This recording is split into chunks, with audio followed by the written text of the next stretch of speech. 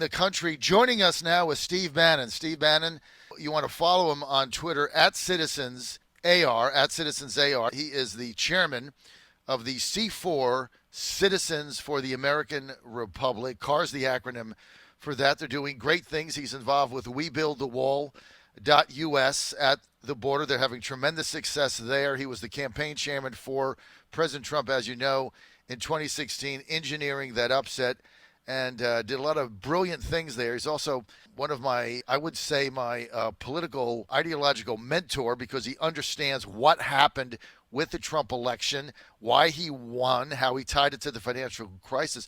But another thing about Bannon, he served as a naval officer in the U.S. Navy, and he was also served for a time on the National Security Council. I want to get his take on the warmongering going on right now, and with the neocons in Washington rattling sabers, trying to suck us into another war, which, of course, the president vigorously campaigned in opposition to in 2015 and 16.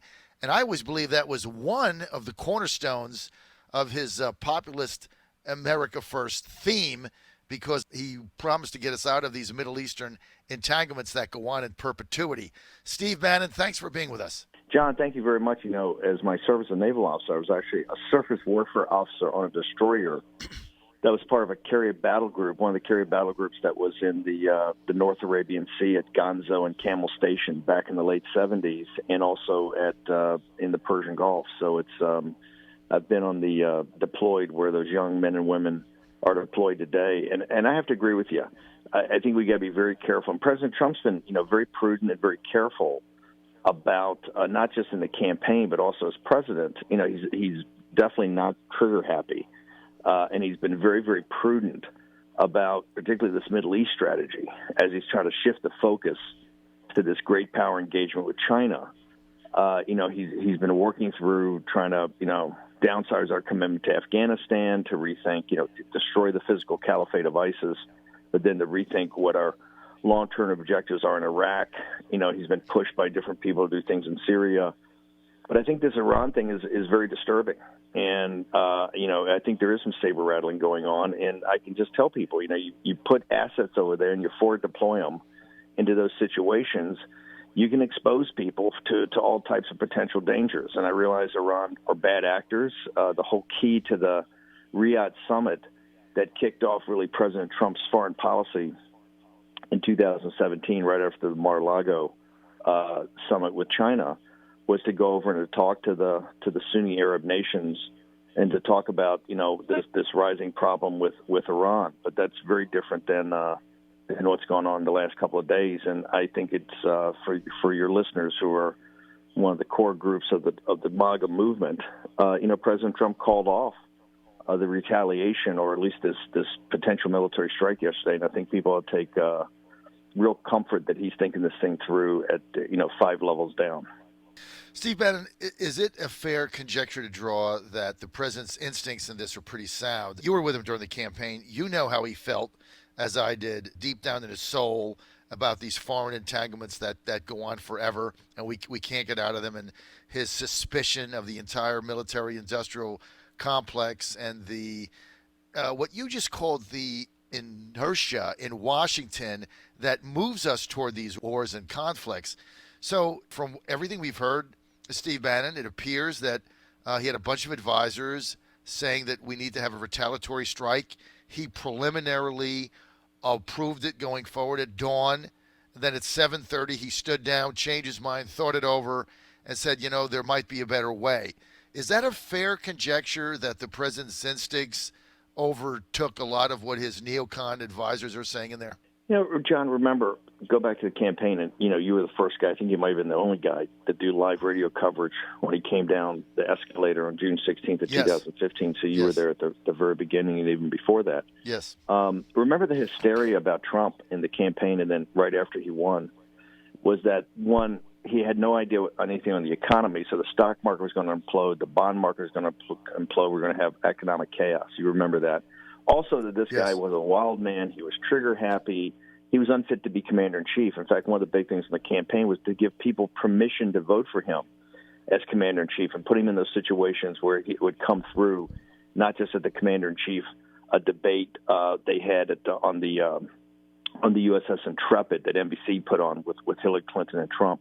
But other aspects of it, like going to Mexico, it turns out that I think of any recent president, this is the most thoughtful, reflective, and individual and least trigger happy. President Trump and the MAGA movement's not an isolationist movement.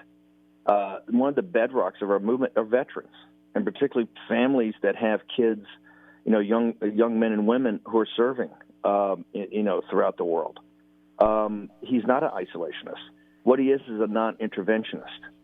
He doesn't view America as an imperial power. He doesn't think that with this kind of foreign policy apparatus, and I don't call it the deep state. I keep saying it's in your face.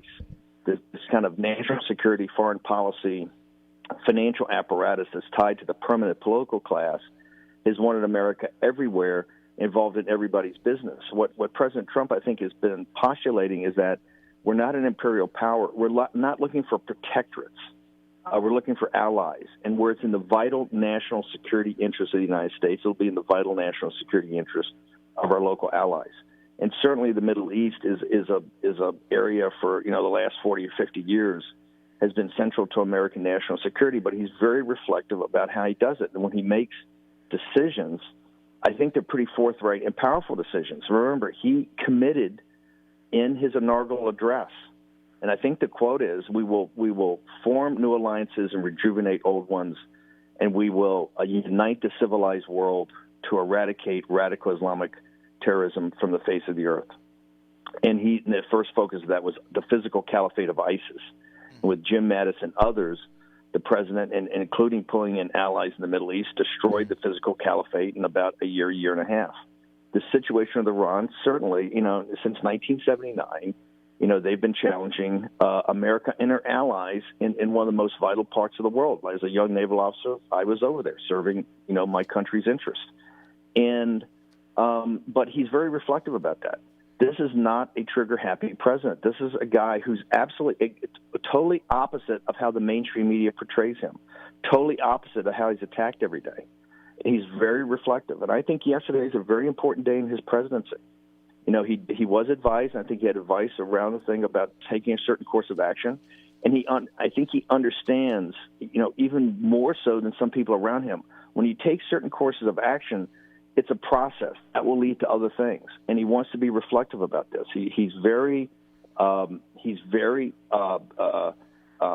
thoughtful and understands that the kind of neocons and neoliberals have done a great job of getting America involved and getting America inserted in situations, but have been terrible about stabilizing those situations and then extracting America.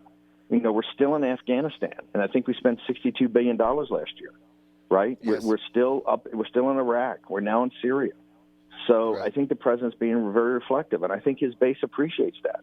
The MAGA movement prides itself, John, as you know better than anybody, and your audience knows it better than anybody, as we're very patriotic and will always support the president, always support the country when it's in the national security interests of the United States. And I think President Trump goes out of his way to think that through. I think yesterday once again proves that this is not a trigger-happy president. This is somebody that really thinks things through. When he goes in, he believes in, like Reagan, peace through strength.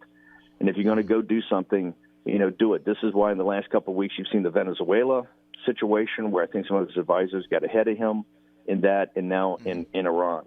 I think he knows that his base will follow him, and the country will follow him.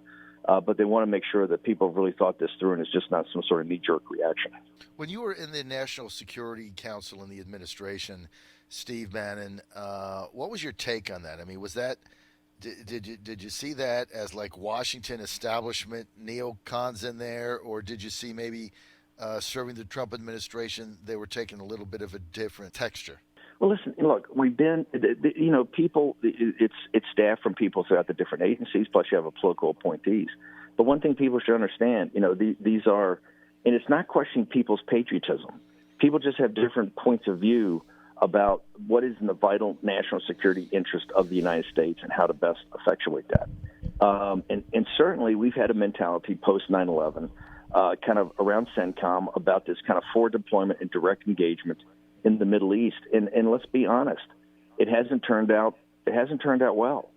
The Brown University, I think the Watson Center up there, which is not Breitbart. It's not John Fredericks show. It's not some, kind of center-right or right-wing think tank. These are centrist or center-left thing that they've calculated, and I think the appropriate calculation, we spent $7 trillion, essentially committed $7 trillion over 17, 18 years to the Middle East. And to be brutally frank, the outcomes have not been great.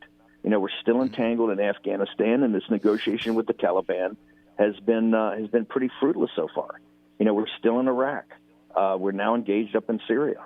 We're more engaged in the Middle East than we've ever been before. And I think the question gets to be: are our allies stepping up to the plate? Are people firmly committed? Is everybody headed in the right direction about what's in the vital national security interest of the United States and the people of the United States? And so you have conflicting opinions. Remember, one of the biggest differences is that this apparatus kind of had this idea of this kind of expeditionary force that would promote democracy.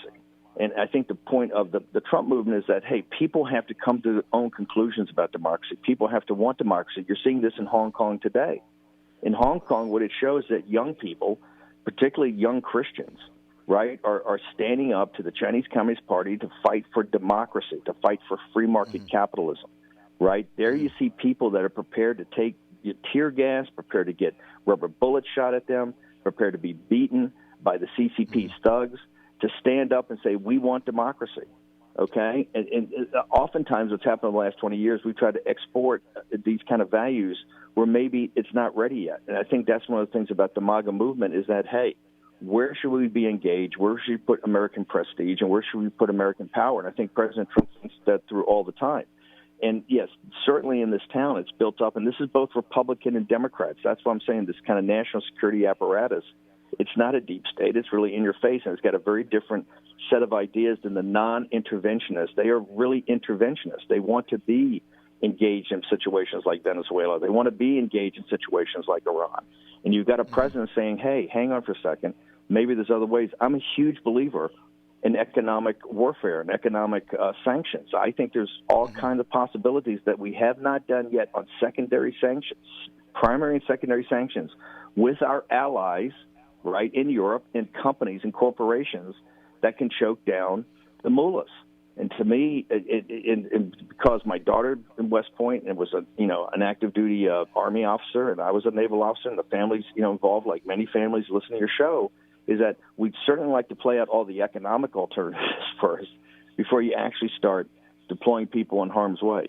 And nobody should know this better than the listeners down in the Norfolk area, because most of the deployments coming out of here, a lot of the deployments coming out of here are coming out of the Atlantic Fleet and coming out of Marines, et cetera, that are stationed down in Norfolk and the Hampton Roads area. So it's, here I think you got a president. People now he's being criticized today for backing off that. I think it's a great move by President Trump. I think it shows how reflective he's being, and he's just not going to commit American military power where he doesn't absolutely see the necessary need for it.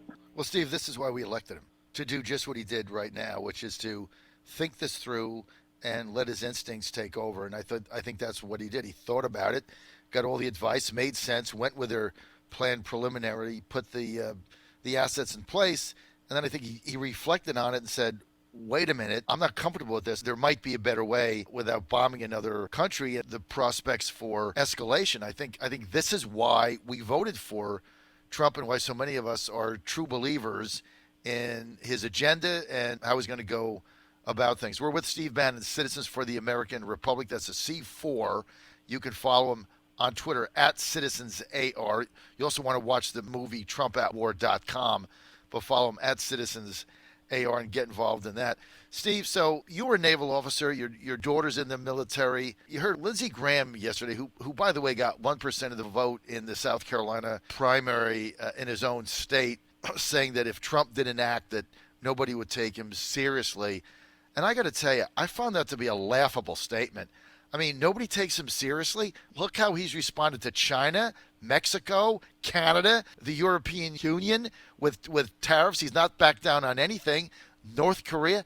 I mean, how could Graham make that statement? Well, Graham can make this statement because remember, McCain and Graham were the guys over in Egypt with Morsi, who just died this week, supporting the Muslim Brotherhood at a press conference. I mean, these guys, Lindsey Graham and John McCain, they would go to Europe all the time and kind of give these happy clappy, speeches about values and everything like this. Your values where your budget is. It was Donald Trump that saved NATO by forcing the countries in NATO to pay the 2% that they had come up with that was necessary to save the NATO alliance. It was Donald Trump that did that, not Lindsey Graham and John McCain.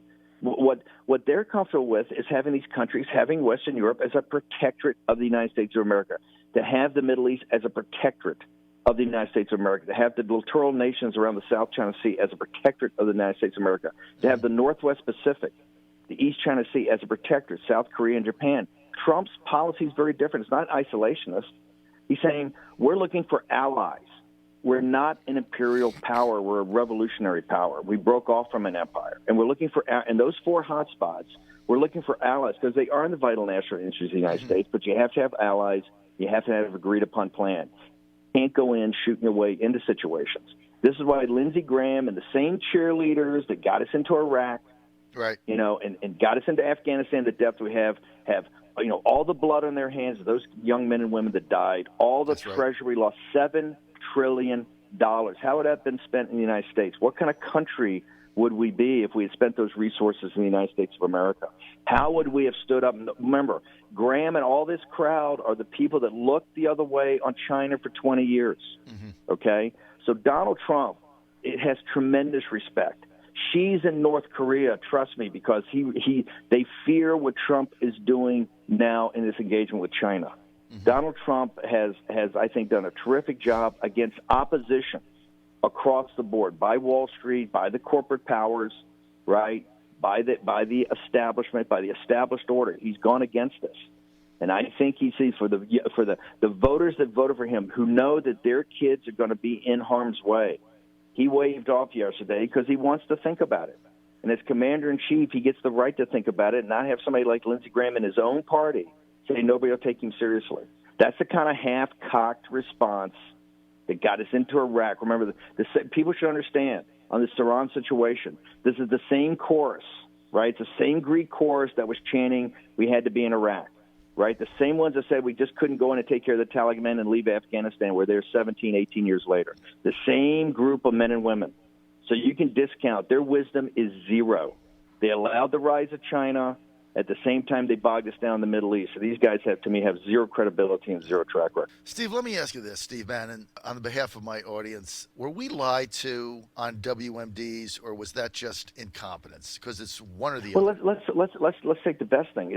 Let's take it's massive. If it's massive incompetence, right? It's massive incompetence. Look, the intelligence apparatus doesn't have. And look, and I'm very supportive of these institutions, but they got to get better. Think about this. The whole awakening to the China threat, the economic war that China's been running on us, just came when President Trump came in office. That's the last 2 years. Look at the sea change we've had now in this engagement with China. And every day something pops up more that the Chinese Communist Party is not about the people of China. They are fantastic. This is about the Chinese Communist Party. That's a sworn enemy of the United States of America, okay? That's all happened in the last 2 years. This has been going on for 20. Where's the intelligence apparatus? Where's John Brennan and all these guys? Intelligence is terrible. And the intelligence in the Middle East is terrible. That's just a proven track record. Let's take put the best face on it that we weren't lied to. It was obviously mass incompetence, right? There's no doubt about that. And it's been incompetence. And so that's why I think when Trump wants to think things through, he gets the choice to think things through. And I think he's going to be very prudent in this situation. I think that's one of the reasons he's president of the United States. People saw Hillary Clinton, with all her credentials, she was more trigger happy and would get us in situations that we've never gotten out of. That's the problem with these people. They're very good at getting you in situations. They're terrible at getting you out. Just remember, Lindsey Graham and this whole crowd, think back what they told you about, not just weapons of mass destruction, how we were going to be greeted in Iraq, what was going to happen in Iraq, right? They were totally wrong about the Middle East. Everything they told the American people, they were just dead wrong. I'm putting the best face on it. They were incompetent. They weren't lying. But their incompetence is damning. Right? And so that's why Trump looks at this in a very different way. All right, Steve, final question. We're almost out of time. The UN report came out yesterday on Jamal Khashoggi, and it's pretty horrific and pretty damning, and no reason not to believe it. And I've been suspect of that whole thing from day one, I think MB Crown Prince Mohammed bin Salman, Saudi Arabia, is impertinent, incompetent, and reckless. But here's even worse. If you read that report from the UN, Steve Bannon, he lied to the president of the United States on the bat phone. I mean, he just lied to him. How does the president, any president, whether it's Trump or someone else, how does President Trump go forward with any kind of a relationship with a world leader that lied to him on the phone in the heat of that situation? How do you go forward with it? Well, look, Saudi Arabia's clearly been a major ally, and they've been a good ally. You know, we would not have won the Cold War, and that we would not have won the Cold War in the time that we won it if Saudi Arabia had not been a very solid and terrific ally in that. You know, I don't really put oftentimes United Nations reports as, you know, sitting there going, it's the gospel truth. However, it clearly, and we committed to. I think Bolton and I think Mike Pompeo and others committed to that there would be a thorough, we would follow and have a thorough investigation. And then I think we said we hold people accountable. And so I think it's another fact it's got to be looked into. There's clearly something, you know, Khashoggi was no angel, right? And, you know, he's not the angel of the Washington Post. However, no one deserves what happened to him, right? And I think that's got to be looked at. I think this UN report, I like it. You're absolutely correct. And I would tell people, look at the facts. If you have not read the UN report, you should go read it.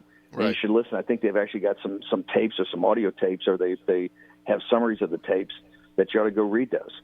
And I think that, you know, obviously Capitol Hill, there's going to be some sort of investigation, and I would hope Mike Pompeo and these guys get ahead of it because the American people deserve answers. All right, I got to go. What would you tell President Trump, Steve Bannon, right now? Stick to his state. Listen, he's very level-headed. He's got great judgment. He thinks about things as a businessman. He knows military history. People that mock and ridicule him about that don't understand this guy really understands military history. I said, you know, listen to your advisors, seek counsel from a broad range of people, including Democrats on this.